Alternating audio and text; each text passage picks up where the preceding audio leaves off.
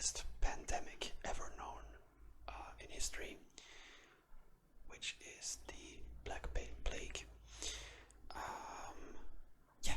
As I already said, I prepared 20 facts about them. I have prepared them on my phone. And before I start, if you like ASMR and history, please consider subscribing to my channel. It helps a lot.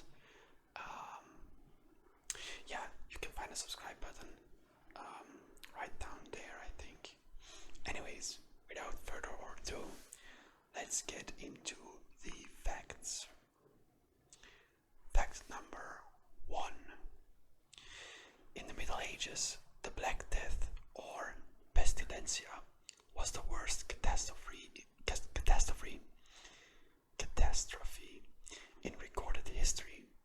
Some dubbed it Magna Mortalitas, which means great mortality, emphasizing the death rate. Fact number 2.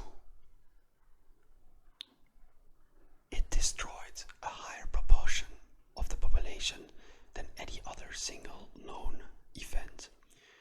One observer noted the living were scarcely sufficient to bury the dead.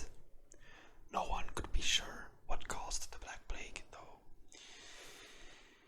That's a scary thought. There were barely enough people living to bury the dead people. So talk about a catastrophe indeed. Moving on to fact number 3. The plague arrived in Western Europe in 1347 and in England in 1348. It faded away in the early 1350s. Pretty straightforward fact. Fact number 4. Symptoms of the Black Death included swellings, most commonly in the groin, armpits, and neck, dark patches, and coughing up blood. Well, coughing up blood, that's never a good sign, I think. Anyways, moving on to fact number 5. Medieval observers and their modern counterparts noted that different strains of the disease took from 5 days to as little as half a day to cause death. So imagine this. You get infected and 5 days later you're dead. That's a horrifying disease. But moving on to fact number 6. In Europe, it is thought that around 50 million people died as a result of the Black Death over the course of 3 or 4 years. Now let that sink in. 50 million people died in 3 to 4 years. That's insane. That's an insane amount. The population was reduced from some 80 million to 30 million. It killed at least 60% of the population in rural and urban areas. In fact, in some places, such as a village or an estate in Cambridgeshire, Memorial Rolls attest that 70% of its tenants died in a matter of months in 1349. 70%, that's a lot. And the city of Florence tax records drawn up shortly before and after the Black Death suggest that its toll may have been about the same in 1348. So a really deadly disease. But that's sort of known about the Black Plague. So I'm not breaking any new grounds here. Moving on to fact number 7. Some communities, such as Quab in Hampshire, were wiped out. Many rural communities went into decline and were in time deserted. We know that some populations survived, but medieval people had no such knowledge. All they believed was that everyone would certainly die. Imagine, though, being a person back then. That must have been been so scary because, yeah, there wasn't any scientific data or, I mean, like people, they really saw it as a punishment of God, which there was no escape from, and which makes it almost scarier. Yeah. So, people actually lived in a horror film back then. But yeah, moving on to fact number 8. The plague skipped over or barely touched some European villages though, and may not have been affected at all vast regions, such as ones in northern German-speaking lands. Given the state of record keeping and preservation, we will probably never be able to estimate the Black Death's European toll with any precision. Fact number 9.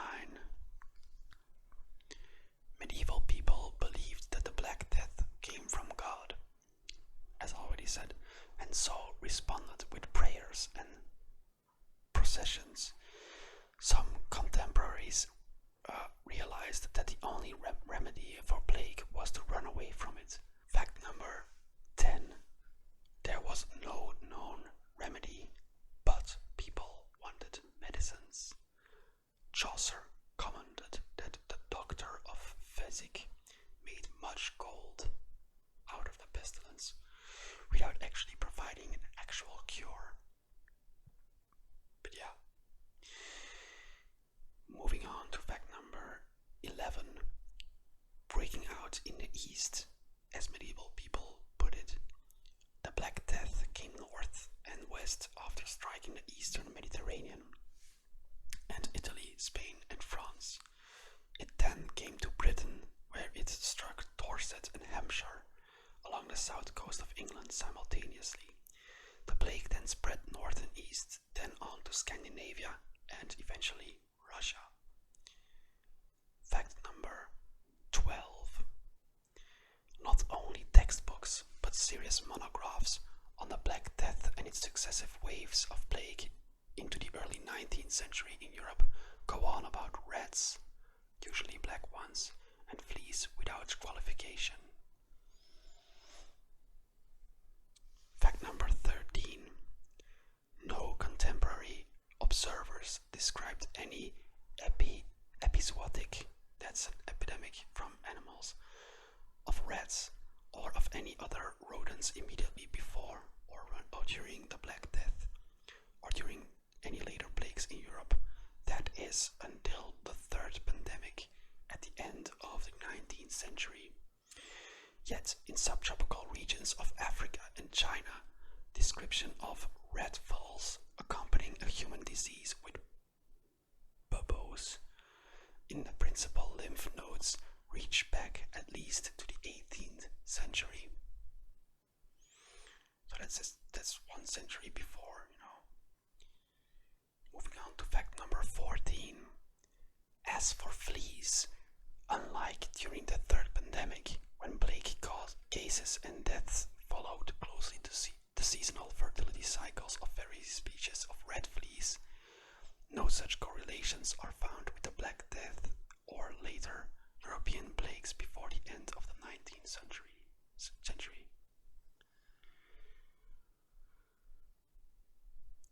Moving on to fact number 15. The lethality of the Black Death arose from the onslaught of 3 types: bubonic, pneumonic, and occasionally septicemic plague, and I'm not sure that I pronounced it correctly there. Anyways, moving on to fact number 16. Old and young, men and women, all of society, royalty, peasants, archbishop, monks, nuns, and parish clergy were affected. No subset of people was immune to Black Death. Well, that's kinda obvious, but back then, in the medieval times, people didn't regard like peasants the same as clergy, obviously. So, which was like, I don't know, must have been shocking for the people back then. This just proves we're all the same. socioeconomic status doesn't really matter. Anyways, moving on to fact number 17. Contemporary chroniclers list important knights, ladies, and merchants who died during the Black Death. Many wealthy and well-fed convents, friaries, and monasteries across Europe lost more than half of their members, with some becoming extinct. Now this just goes to show like the lethality of the Black Plague, like entire families were just wiped out, entire monasteries were just wiped out. Must have been truly horrifying, very horrifying indeed. Moving on to fact number 18. Both artisan and artistic skills were lost or severely affected, from cathedral building in Italy to pottery production in England. Artists such as the Lorenzetti brothers of Siena were victims, and the English royal masons, the Ramsays, they died. There were shortages of people to till the land and tend cattle and sheep. So not only the disease was a big issue, but also like all the craftsmanships and the people were dying, there was skill being lost with people being lost, that's kind of obvious. But yeah. Moving on to fact number 19. By the third or fourth wave of plague in the last decades of the 14th century, burial records and tax registers suggest that the disease had evolved into one that largely affected the poor. So now the bureau records show that the disease evolved in something that would affect the poor only, like largely affect the poor, probably because of hygienic reasons. Moving on to fact number 20, which is the last fact. In German-speaking lands, France along the Rhine, and parts of Spain, municipal governments, castellans, bishops, and the Holy Roman Emperor accused the Jews of spreading the Black Death by poisoning foodstuff and water sources.